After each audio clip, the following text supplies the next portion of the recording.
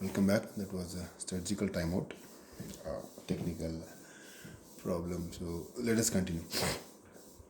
We were discussing about load instruction. So we discussed that there will be two number of clock cycles consumed by load instruction if it is single value, and assuming no weight, zero weight state memory for uncased system, and or a cache sheet or a cache sheet for a caged system, right? So zero weight state assuming on case system. If it is a case system, it will be cache sheet for this load store instruction. And if the LDM is having multiple load instruction, which is with n 32-bit words, it will take n number of extra clock cycles to load those n 32-bit words. And if you're using LDR and LDM, regular LDR and LDM instruction, and if this PC is involved, we're talking about PC is involved, right? So it will take two extra instructions apart from this 2 and this n. Okay.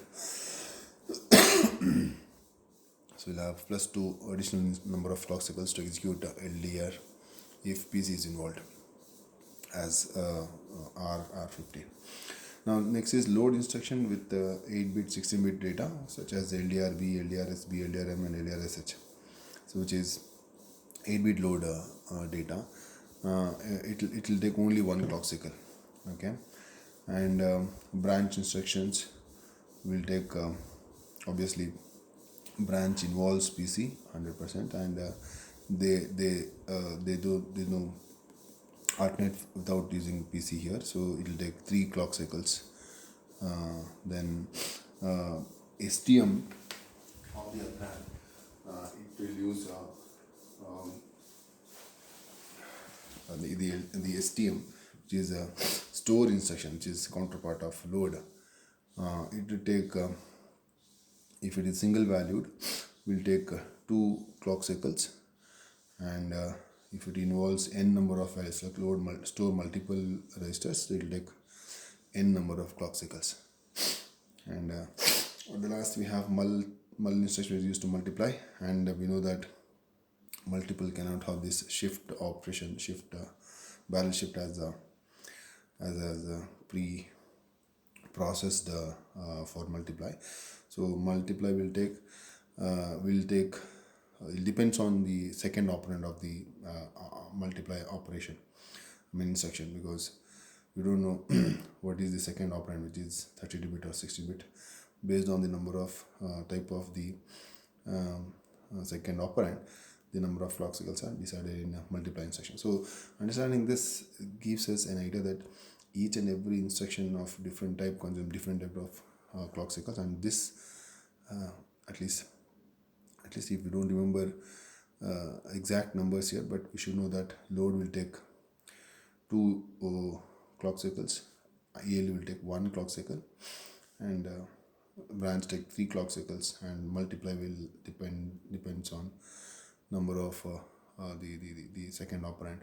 So at least this concept helps us to understand how to schedule the instructions of each type. So we should know number of clock cycles consumed when pipeline is actually involved here. So we are talking about pipelines in the future, so we should know this number of clock cycles involved, taken by each instruction. So let us go to the next topic, where we will understand how to schedule code efficiently on the ARM.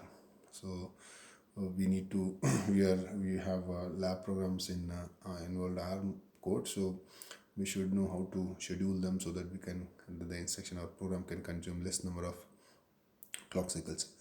So one need to understand the ARM pipeline and dependencies. So we should know what exactly dependency is. A dependency is when we use ARM pipelines, there is a dependency involved which gives a lot of stalls, and pipeline of ARM9 TDM, that is thumb instruction, debugger, multiplier process, 5 5-stage pipeline. We have ARM 7 for lab, but we'll discuss ARM 9 TDMI for in the theory. So that we can have 5-stage pipeline. So ARM 9 has 5-stage pipeline, which are the stages are fetch, decode, ALU, and load store 1 and load store 2. And we know that whenever and we should know how, we have discussed this pipelines earlier all too, but and so that based on that we should know that these pipelines are used to execute two instructions parallelly.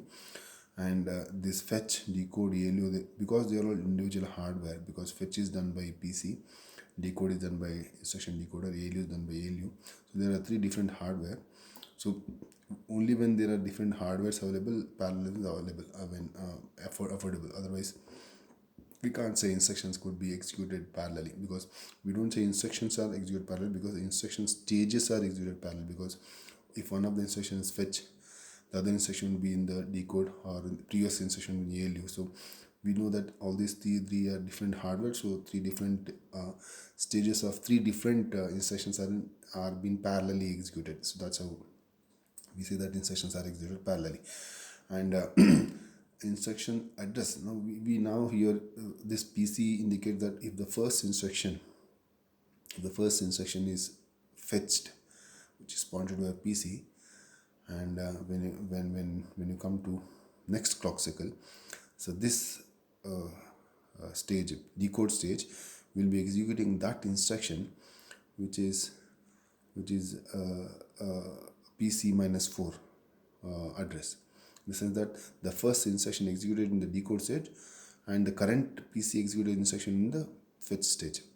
If in the third clock cycle, so the first the fetched instruction will go to ALU, and this is when it comes here, this is PC-8. Okay, now current PC is in the fetch stage. So the first instruction, let's assume there are three instructions now. So the first instruction is in the ALU stage, the second instruction is decode stage, which is PC-4, and current PC is fetched. And the fourth clock cycle, the first instruction will go to PC-4, LS1, where load store, if it is involved, it will be loading storing operation here. And this is first instruction. And the second instruction in the ALU stage, which is PC-8. Third instruction will be in the PC-4, which is at PC-4, will be in the decode stage. And the current instruction, which has been currently fetched by PC, addressed by PC, is in the fetch stage. So that's how these addresses actually help us to indicate which instruction is a ALU or decoder, respective stages of the execution of the pipeline. Now let's see what is fetch. Fetch is instruction is a instruction address PC from memory. The instruction is loaded into core. So this is where the instruction is fetched from memory and loaded into the core. Right. So decode, understand this decode is a stage where the pro core or the ARM core understand what exactly the kind of instruction that is at which is fetched earlier. And the processor also, during this stage, processor also reads the input operand from the register bank, that is register file. So it does two things here. One, it understands what exactly kind of the instruction is, and it loads or takes the data from the, if the instruction involves registers, the register contents are read in the decode. So if it is in memory, then it will not be done here, it will be done in the LS, that is load store stage.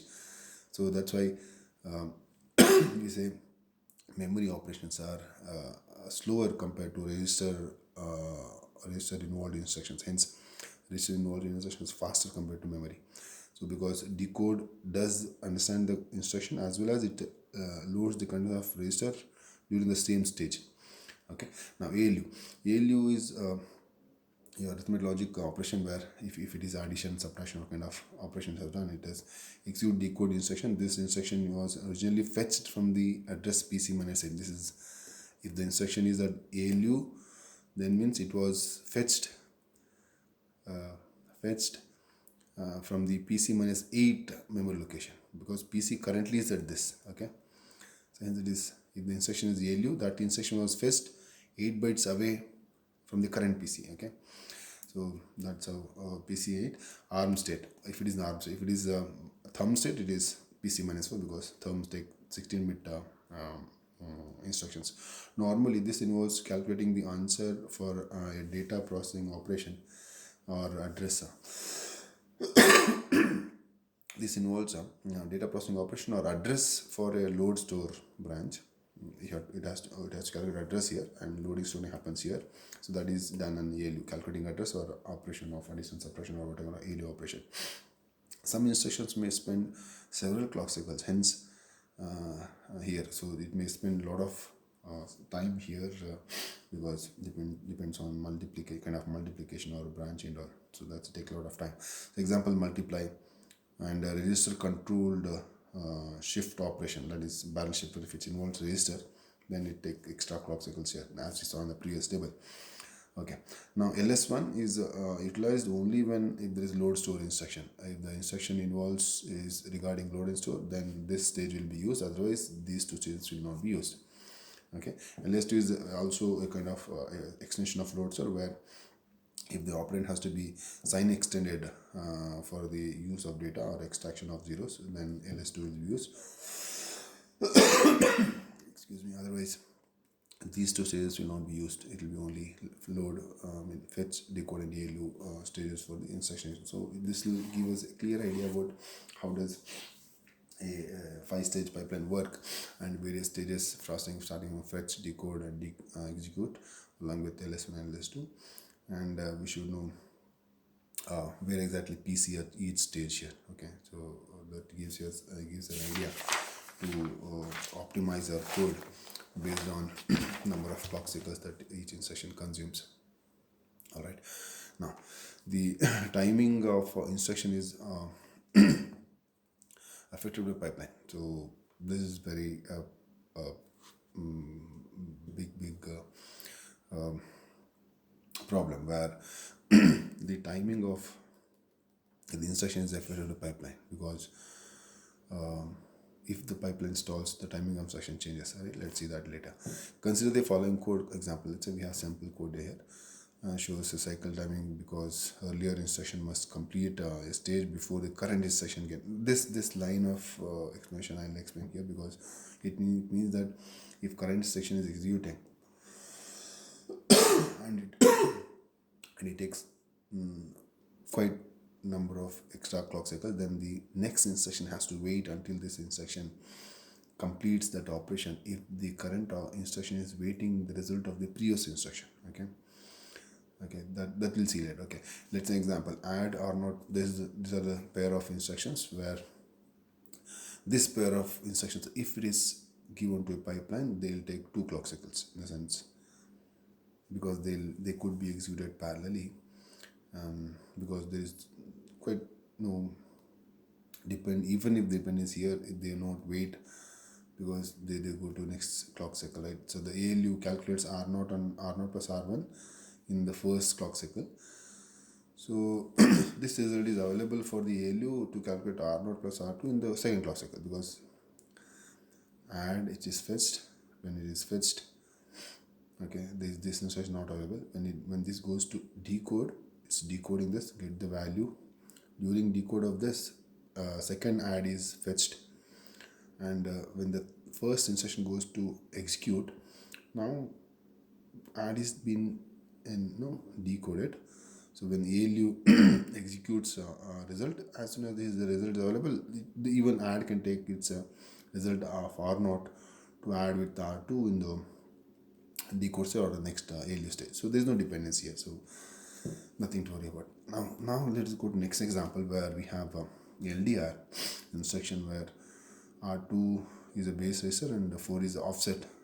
To calculate the address, the effective address here, we have to add the contents of R2 with R4 and this is called as pre-index addressing board, where R2 contents are added with 4 to get the source data, and that data is loaded to R1. And next instruction is add the contents that you got from here from R1 to R0 and so into R0. Now this will take 3 clock cycles, because there is a dependency. Okay, how this dependency is actually dependency occurs here, because second instruction use R1, which is output of result of R1 first instruction. Because there is memory calculation involved here, this instruction makes add to wait for one clock cycle. So let's see how. The ALU calculation of the address R2 plus 4 in the first clock cycle while decoding add instruction. Remember this quite, you have to imagine the pipeline here. If okay, let me show you this table here. Okay, see, now imagine that first instruction is in LDR, is the instruction LDR, as it said, this is LDR instruction. Okay, there is add instruction. Remember these two instructions. We'll discuss this theory later. LDR is in ALU. LDR is in ALU. That is, LDR is adding the contents of R2 with 4. Add instruction is being decoded because LDR comes first into pipeline. So because it is leading the pipeline here, so LDR is in the ALU stage where R2 is added with 4 to calculate the source address. So while this is being done in LDR instruction, add instruction is being decoded. Okay. Now in the second clock cycle, add instruction goes to ALU and LDR goes to load store. Now here, the actual store of this result has to be loaded into R1. Okay, the contents of this memory location should be loaded into R1, and that is what happens in LS1. So LDR is not yet loaded the contents of R2 plus R1 memory to R1, but ALU needs now add instruction needs the contents of R1 to add with R0. Okay, according to this instruction, see, add needs R1 contents to add with R0, but LDR is not finished with loading the contents to R1, so add instruction doesn't get the contents of R1 to add with R0. So add has to stall. It has to stall. Okay, so add remains in the ALU stage and LDR moves to LS2 stage. Once LDR goes to LS2 stage, now R1 is ready with the contents. Now add performs its addition. Then in the next clock cycle, add will go to LS1 because there is no load store node for add. So add goes out of the pipeline. So both instructions get executed. So this stall which is caused due to LDR is what the problem. Okay, now we have to avoid these kind of stalls to enhance the performance of instruction execution or program execution. That is what optimization is all about. So let us go to theory here. Okay, now because that table gives a lot of information about how this pipeline execute these instructions. Okay, now here this pair of instruction takes 3 clock cycles. The ALU calculation calculate the address R2 plus 4 as I discussed earlier in the first clock cycle while decoding add instruction in parallel. Okay, now parallelly add is in decode and R2 is in ALU. Okay, the add cannot proceed on the next second clock cycle because LDR has not yet loaded the value of R1. That's what I explained. So therefore the pipeline stall for one clock, and this is what and both the pair of these instructions get executed after 3 clock. That's why it will take 3 clock cycles. So this one extra clock cycle is for stall that is caused from LDR. That is only because there is a dependency. Okay, if there is no dependency, now say if there is no, say instead of R1 here, or instead of R1 here, if you have used R2 or some other register R3 and this is R1, there is no dependency. This could have taken only 2 clock cycles. Each could have been got out of the pipeline before 2 clock cycles or within 2 clock cycles. Because there is a dependency here and we can't avoid it. This is the logic. We can't, if I'm not able to change the logic of this instruction, the pipeline has to stall. Okay, this is called as dependency. That dependency, if you could avoid, that is what optimization. Right, let's see now. Scheduling of load instructions. Now, how do you reschedule? This could have been rescheduled. How could you reschedule the program instructions so that program doesn't stall? Okay, to improve the pipeline performance, the load instruction can be carefully rescheduled. Let us consider following C code where it converts. So this is uppercase to lowercase. Okay, uppercase to lowercase. So it is a C code. I mean, this is a function, subroutine to C code, which is string to lower. So it has to convert uppercase to lowercase. We are taking 2 pointers here. This out is where you store the converted value to lower, and in gives you the uppercase string. Okay, now C is an integer, and there is a do while, because we don't know what is the value of C at the beginning, so we'll check the condition. Let's do while here. So C gets the address, the contents of in first character into C. That pointer means it gets a value into C. Now, if C is greater than A, okay, if C is greater than A or less than Z, so if C is greater than A and less than Z, that means uppercase A and uppercase Z, that means the character is in uppercase. Okay, this condition means if this contents of C is more than A, that is from A to Z, it belongs A to Z. And for this we should know the ASCII table of all the alphabet characters, without which probably explanation of this will quite not be easy. So let me show you the ASCII table of these characters. Okay, if it is quite clear here, it's quite clear. If it is clear, let me show you this. So this is ASCII table of all the characters.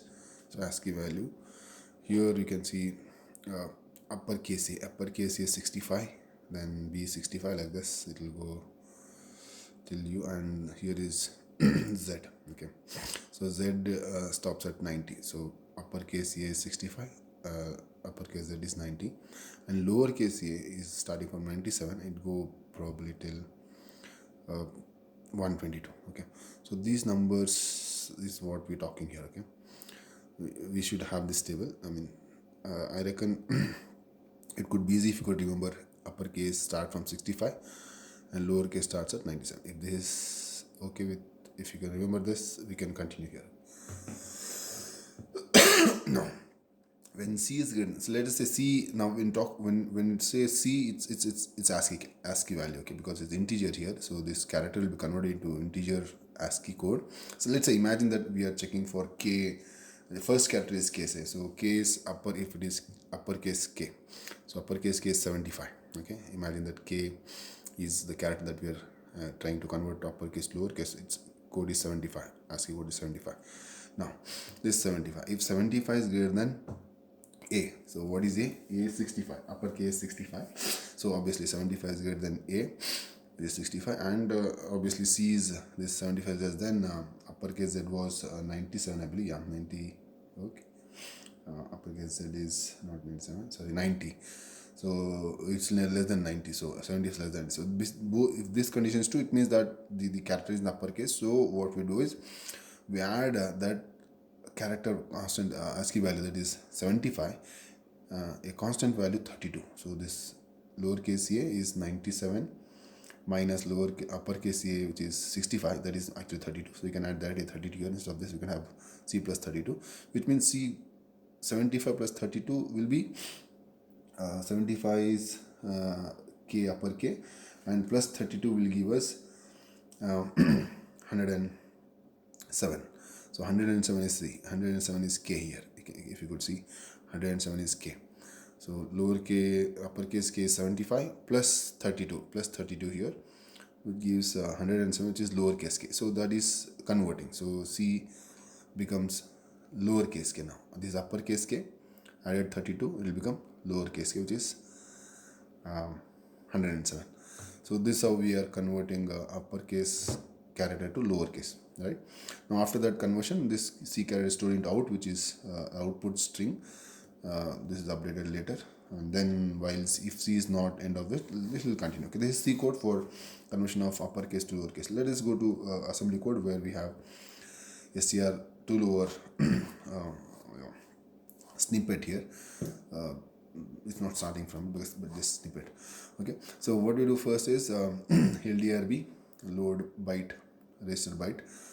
This is post index addressing mode where 1 is added to contents of r1. Imagine r1 here, r1 is equal to uh, right, r1 is equal to c here. I mean r2 is equal to c. R1 is input. Okay, r1 is the input string where r1 holds the address of the input string. So first character of r1, 1 added to that. Okay, and it will go to r2. So because it's post index, r1 value will be incremented only after adding to r2 or moving to r2. R1 value is moved to r2.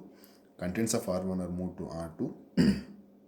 Sorry, contents of r1, the contents pointed to by value of r1 are added, loaded to r2. Then r1 is incremented by 1. So r2 goes to 1, increment 1 after loading the contents of this r1, which is first character, to r2. Okay, so that's how, that's the C code here. C is equal to the address of integer. Okay, then this line, this instruction says that r2 should be subtracted by hex value 41. This hex value 41 is equal to 65. Okay, so what we are doing is, if so imagine that we are taking 70, let's say uppercase k, so this is uppercase 75 here. 75 minus a, that is 65. 75 minus 65 is 10. So r3 becomes 10 here. This r3 value is 10, that is stored into r2. We are subtracting 65 from 75, it's stored into 10 as r3. Now we'll compare this r3 with hex 19, which is 26. I mean to say, we are checking whether the difference is within 26 characters or not. If it is beyond 26 characters, it is not uppercase. So if it is not uppercase, we're not going to convert. That's what the logic here is. If the character is uppercase, only then a conversion has to happen. Okay, now so compare this also. R3 is less than or equal to Z minus A. If it is between Z and A, then R3, obviously now here R3 is 10. 10 is less than 26. The hexadecimal 19 means 26. So 10 is less than 96. Sure. That's why we have add ls. This is conditional execution of instruction. Add if less than. Okay. So only when R3 is less than this value, this instruction get executed. Otherwise, this will not be get executed. Okay. Right. So add the content, add the constant value 20. This 20 means hexadecimal 32. Okay, this 32 will be added to r2, which is the actual character, that we loaded here. So 32 is added to r2, which is character, plus, and that will be loaded into r2. Now this is uppercase k plus 32 will become 107. 75 becomes 107, and this 107, which is lowercase k, so that goes to r2. R2 has the lowercase k. That's what this C code here. Okay, so C plus a minus a, that is C plus 32 is equal to get C gets the lowercase k value. So now that 32, now like this 32, that is 107, which is lowercase k now. So this 107, which is actually lowercase k, now we store into the address pointed by r0. Okay, r0 is out string address.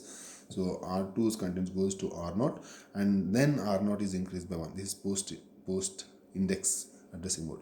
So after r2 contents are stored into r0, address pointed by r0, r2 r1 is increased by 1. So that's what store out plus after storing character here. Okay, next we compare r2 with 0, because we need to check whether this character exists in the string or not. If r2 is equal to 0, we'll compare this. If c is not equal to 0, so here there is the instructional branch if not equal, right? If after comparing r2 to 0, if r2 is not equal to 0, then we go to repeat this. We're going to repeat this, otherwise we'll go out of this loop, and where we say move pc comma r14. If you remember, it is a link register.